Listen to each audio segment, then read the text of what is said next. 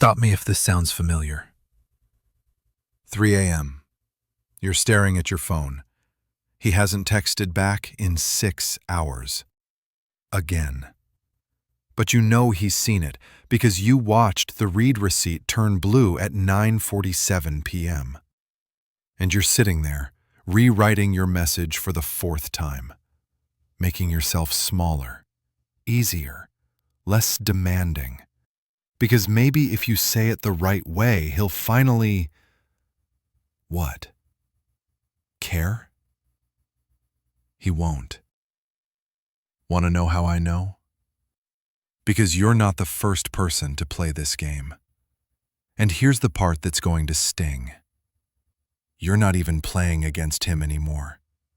You're playing against a ghost. He left you 4 months ago, maybe 6. You just didn't get the memo. And every single thing you've done since then, every thoughtful text, every "are you okay?" every time you initiated sex hoping it would bring him back, you were performing for an empty room. Remember that night you cried in the bathroom? The one where you heard him laughing at something on his phone in the other room? And you realized he hadn't asked about your day in 3 weeks? That was your moment. That was the universe screaming at you to run. But you didn't run. You tried harder. And that's exactly what he needed you to do. Because here's what Machiavelli knew about power that you're about to learn about love. The person who cares less controls everything. He didn't have to break up with you. He didn't have to have the talk. He just had to stop. Stop trying. Stop showing up. Stop pretending. And you'd do the rest. You'd fill the silence with your effort. You'd mistake his absence for mystery. You'd convince yourself that this version of him, the cold one, the distant one, the one who treats you like a habit instead of a choice, was just temporary. It wasn't temporary. It was the real him. And the version you fell for? That was the audition. This is the actual show. But here's the thing nobody tells you about emotional abandonment. It gets worse. So much worse. Because while you were busy blaming yourself, analyzing every conversation, wondering if you were too needy or not interesting enough, he was running a playbook. And the sickest part? He probably didn't even know he was running it. Let me show you the anatomy of how someone destroys you without ever raising their voice. Step 1. The withdrawal. It starts subtle. He's tired more often, needs space. His responses get shorter. "'Kay. Yeah. Maybe later." You think he's stressed about work. He's not stressed about work. He's testing how much neglect you'll tolerate. Step 2. The breadcrumbs. Just when you're about to snap, about to demand answers, about to leave, he throws you a bone. One good day, one sweet text, one night where he actually looks at you like he used to. And you grab it like a drowning person grabs a rope. You think, see? He's still in there. He still loves me. I just need to be patient. That wasn't love. That was maintenance. He was keeping you invested with the absolute minimum effort required to stop you from walking away. You know what behaviorists call that? Intermittent reinforcement. It's the same psychology behind slot machines and gambling addiction. He turned your love into a game of chance.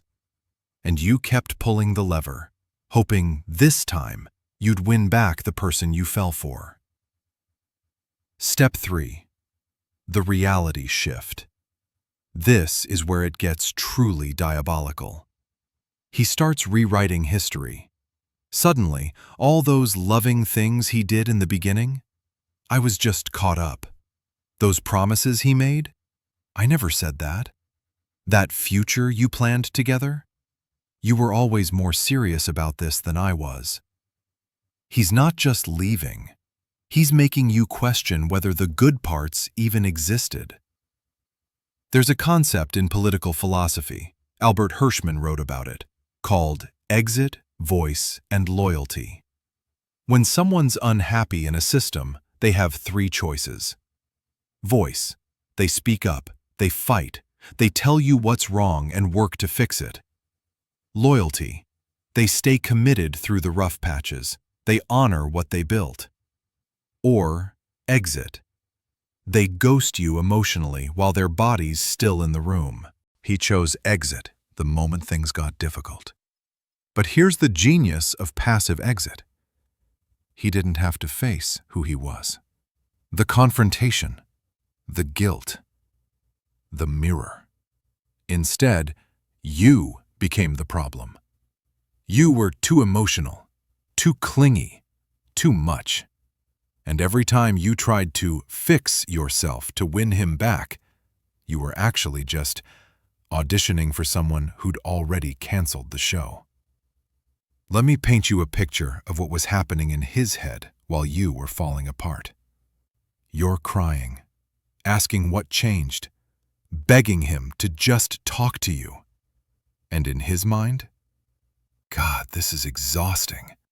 Why can't you just take a hint? I don't owe her an explanation.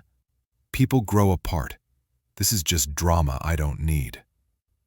Thomas Hobbes wrote that human nature is fundamentally selfish, that without structure, without social contracts, we revert to pure self-interest. Your relationship lost its structure the day he decided his comfort mattered more than your clarity. And you've been living in chaos ever since, trying to make sense of mixed signals, apologizing for needs that aren't even unreasonable, shrinking yourself to fit into space he stopped making for you. You want to know the cruelest part of all this? You probably thanked him for the breadcrumbs, for the scraps, for showing up to his own relationship like he was doing you a favor. So say this with me right now, out loud. I was not the problem. Again, louder. I was not the problem. I was not too much. I was with too little. Now here's where this gets really dark. Because everything I just described, the withdrawal, the breadcrumbs, the reality shifting, that's not the worst part. The worst part is what he was really doing while he kept you hoping. He needed you to keep trying. And here's why. Every time you gave more and he felt nothing, it confirmed he was right to leave. You became the evidence for his exit. If he broke up with you honestly, I'm not happy, I'm leaving. He's the bad guy. He has to own it, face the guilt. But if he slowly withdrew, made you feel needy, too much, not enough, then when he finally left, he could say the relationship just wasn't working, that you both grew apart. He got to exit. You got to feel like you failed. That's not love dying. That's strategy. Francesco Guicciardini wrote that people always choose the path that protects their self-image. He didn't just leave you. He constructed a narrative where leaving you was inevitable, justified, and somehow your fault. Max Weber called it the iron cage, the systems that trap us. But your cage wasn't made of iron. It was made of hope. Your hope that if you tried harder, gave more, understood better, he'd come back. He was never coming back. Because the relationship ending wasn't the goal. The relationship ending on his terms, with his conscience clean, with you taking the emotional hit, That was the goal. Say this: I deserved honesty. Again, I deserved honesty, and I will never accept less again. So here's what happens now. You stop wondering what you could have done differently. This wasn't about you being enough. This was about him lacking courage. You stop romanticizing someone who chose the coward's exit. Real love doesn't whisper its way out while you're still setting the table for two. And you start seeing this pattern when it forms. When someone treats your effort like an obligation instead of a gift. When your presence becomes something they tolerate instead of celebrate. When you're the only one fighting for something they've already abandoned. That's not a relationship ending. That's a relationship that ended months ago. Nobody told you. Machiavelli wrote, "It's better to be feared than loved if you cannot be both." But here's what 500 years of philosophy won't tell you. It's better to be alone than to love someone who's already gone. You gave everything. He took the exit. But exits go both ways.